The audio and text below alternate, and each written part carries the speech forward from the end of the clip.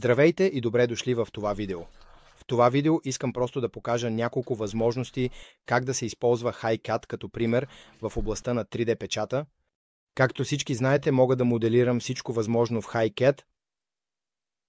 В този случай просто съм моделирал Танара мъжка чанта, която вече съм отпечатал и я предоставям за по-нататъшен печат. Така че в този случай виждате тук, че имам двигателен блок и в този двигателен блок има отвори за бутилки, както и за LED и за моите носители. И как мога сега да подготвя тези части за печат?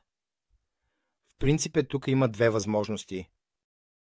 Един вариант би бил да отидем директно на рамката за преглед и мога да кажа тук, например, че експортирането по прегледен начин би било един начин да го направим. В основата си е почти идентичен начин. Сега съвсем съзнателно казвам почти, защото всеки формат не се експортира тук на рамката за преглед. Следващият начин е тук да отида и да избера моите D формати. И тук имам възможността да експортирам частите по най-различни начини. Трябва да си представим, че програмите за 3D печат, да кажем, стандартните файлови типове са така наречените STL или STEP файлове, което в основни линии повечето програми също могат. Тоест, или прехвърлям тук, или просто запазвам STEP файл тук, което в принцип представлява точно идентичната визуализация на модела.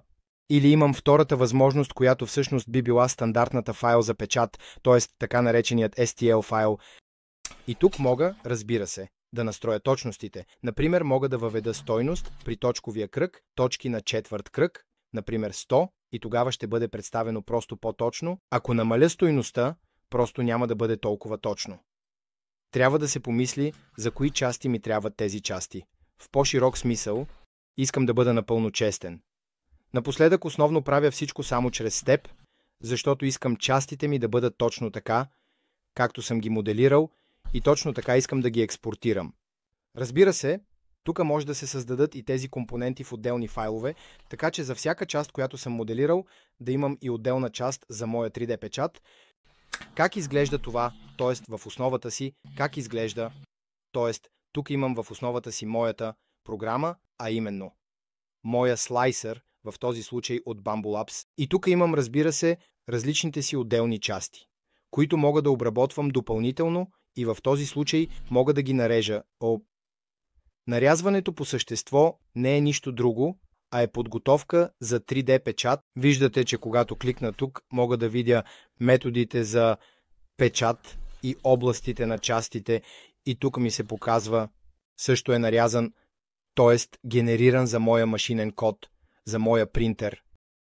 Тук в слайсър мога да видя и другите си части, т.е. както в този случай виждам, например, този двигателен блок ще се печата тук 18 часа. И разбира се, мога да отида в тази област и да разгледам частите си по-точно, каква е моята запълваща структура, какви носители имам и също така да проверя дали печатът ще бъде успешен. Следващата стъпка в този случай е, че мога да публикувам тези области или тези неща и в интернет, т.е. тук можете да видите, например, че можете да разгледате тези дизайни и естествено да ги изтеглите, а след това да ги отпечатате сами или да ги редактирате допълнително.